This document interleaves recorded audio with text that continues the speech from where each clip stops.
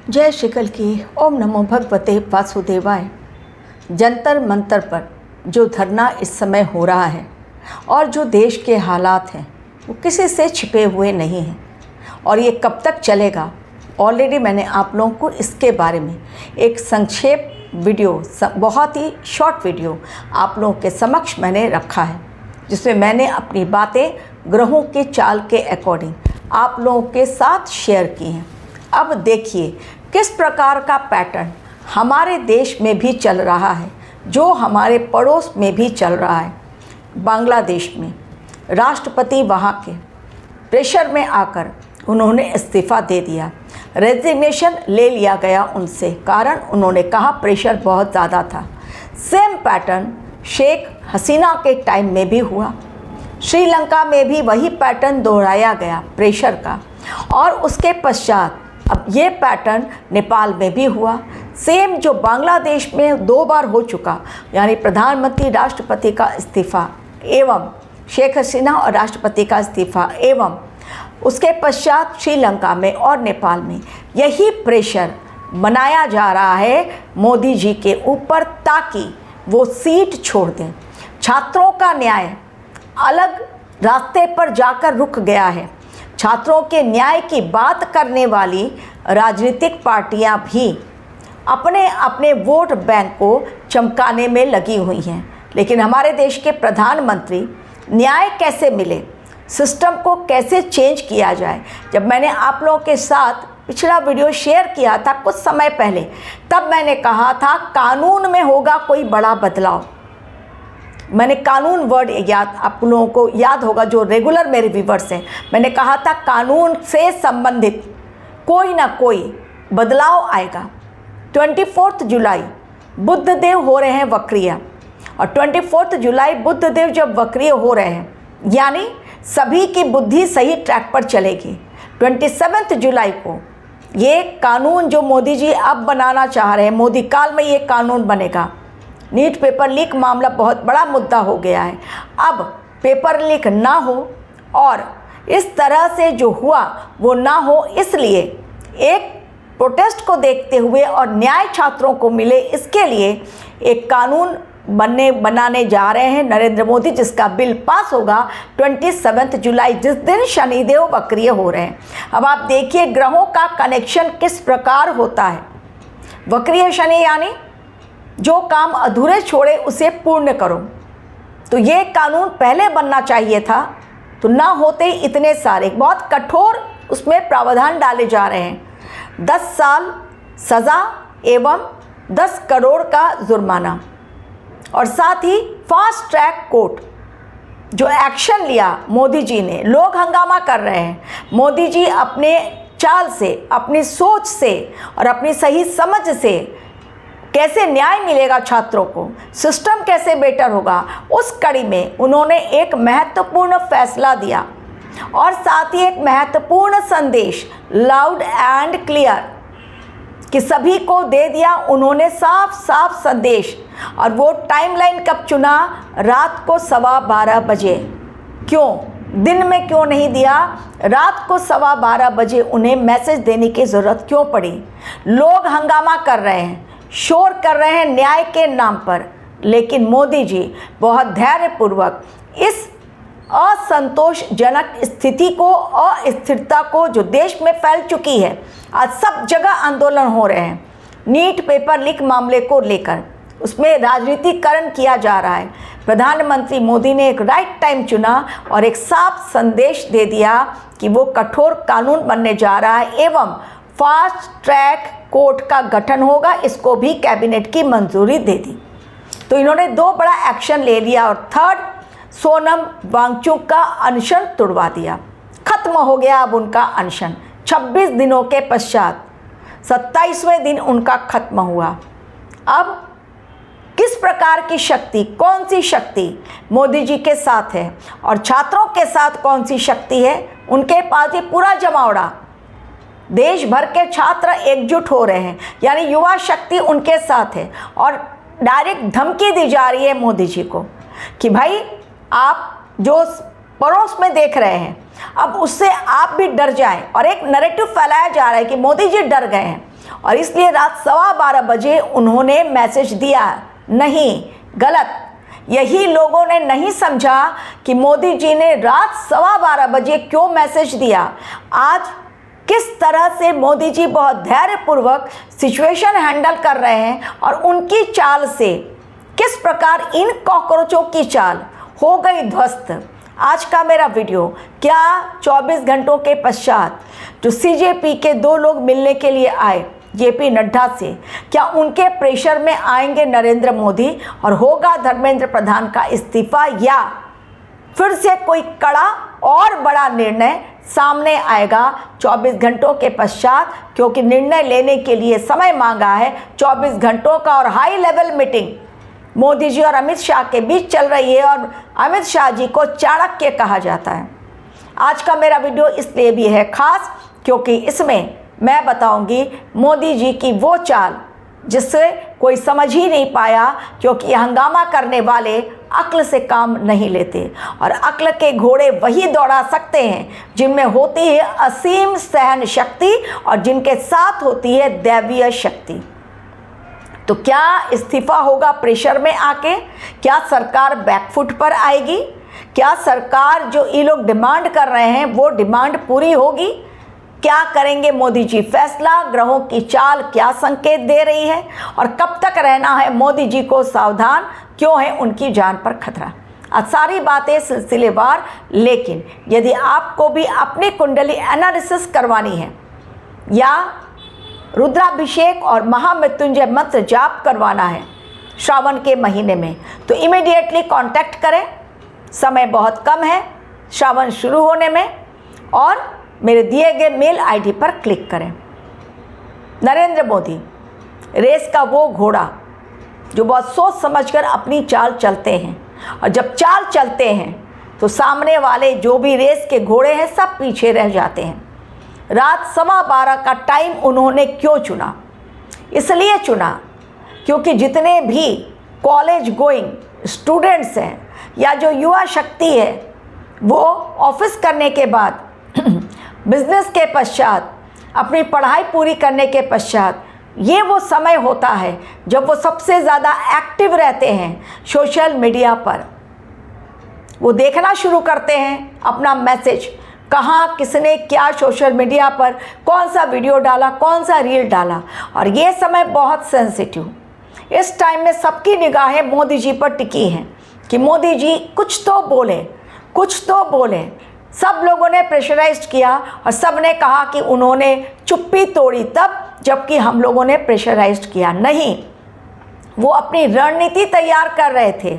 एक बड़ा युद्ध छिड़ गया है, कारण मोदी जी को इस्तीफा दिलवाया जाए, सरकार गिरा दी जाए और बैकफुट पे सरकार आए। धर्मेंद्र प्रधान का इस्तीफा लेने का मतलब सरकार ने मान ली अपनी गलती और सरकार ने दिखा दिया कि सरकार है कमज़ोर। इसलिए सरकार की कमज़ोरी दिखाने के लिए आज इतने हमलावर हमला करने को हैं तैयार। देश में हर जगह हंगामा मचा हुआ है। वो स्टूडेंट्स जिन्हें पढ़ाई करनी चाहिए अपना बहुमूल्य समय खोकर रास्ते पर आंदोलन कर रहे हैं, लेकिन जो टॉपर्स हैं वो कह रहे हैं हमें आंदोलन से नहीं आगे बढ़ने से मतलब है।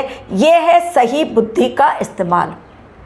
24 घंटों का समय मांगा है जेपी नड्डा जी ने और उसके पश्चात बात करके फैसला सुनाया जाएगा सीजेपी को।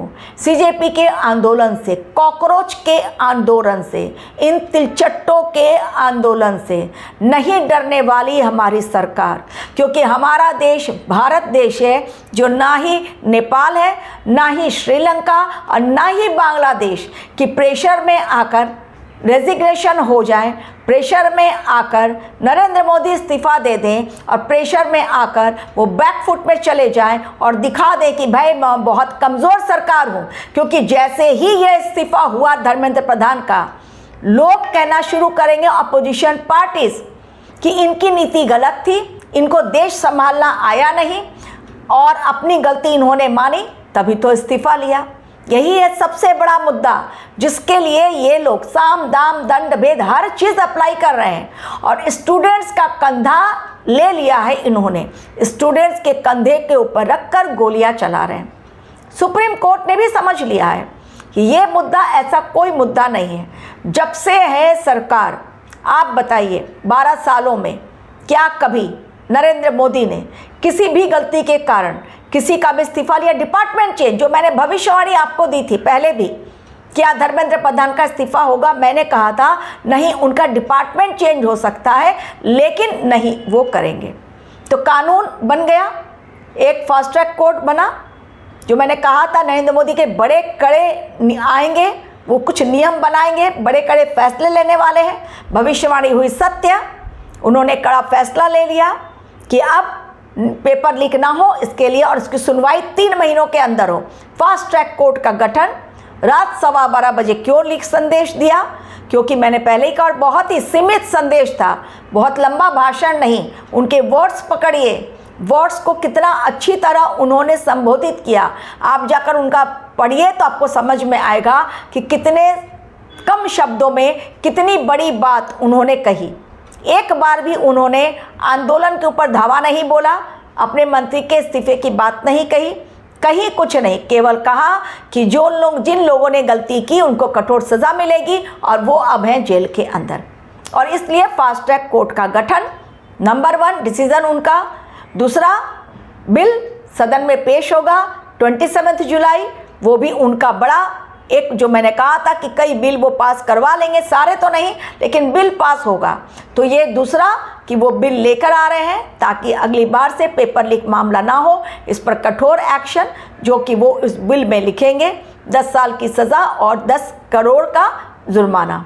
इसके अलावा और भी बाकी बदलाव। लेकिन अब सवाल ये है कि क्या जो हम चाहते हैं, क्या वो हम यानी कॉकरोच जनता पार्टी, नॉट मैं और आप लोग, जो कॉकरोच जनता पार्टी चाहती है, सुनना नरेंद्र मोदी जी के मुंह से, और जो अपोजिशन पार्टीज चाहती हैं, क्या नरेंद्र मोदी कहेंगे कि भाई तुम रात को कहो रात और दिन को कहो दिन, हम वही कहेंगे जो तुम सुनना चाहोगे? नहीं, हम सब कुछ कहेंगे, लेकिन वो नहीं कहेंगे जो तुम्हें सुनना है।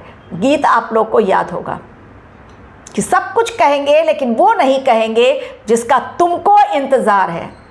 इंतज़ार आज कॉकरोच जनता पार्टी को है, इंतज़ार आज कांग्रेस को, सपा को और आम आदमी पार्टी को है।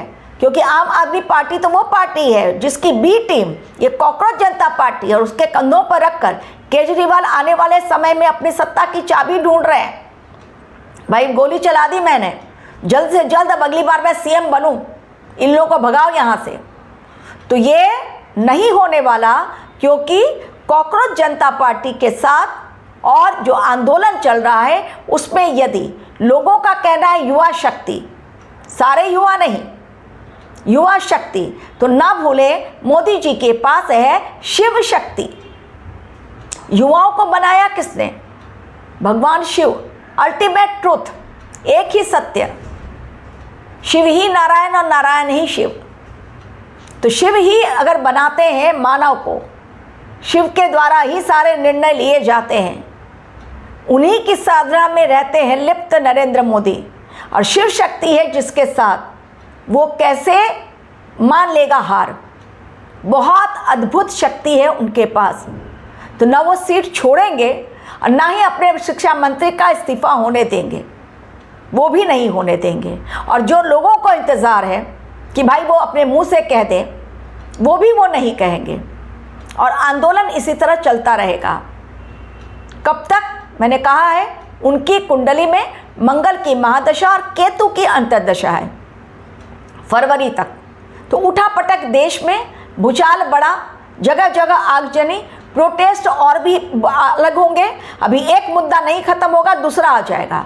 किसान आंदोलन, अन्ना हजारे सब बैठे हुए हैं, लोकपाल बिल, किसान आंदोलन को लेकर वो लोग आंदोलन करने बैठे हुए, एक के पश्चात एक। मतलब इस साल में कुछ ना कुछ ऐसी घटना होगी। ऑलरेडी मैंने 55 डेज आप लोग को अलर्ट दिया है। उसके पश्चात सितंबर अक्टूबर जब आएगा, धीरे धीरे ये चीज़ें सेटल होंगी, लेकिन पूरी तरह खत्म नहीं।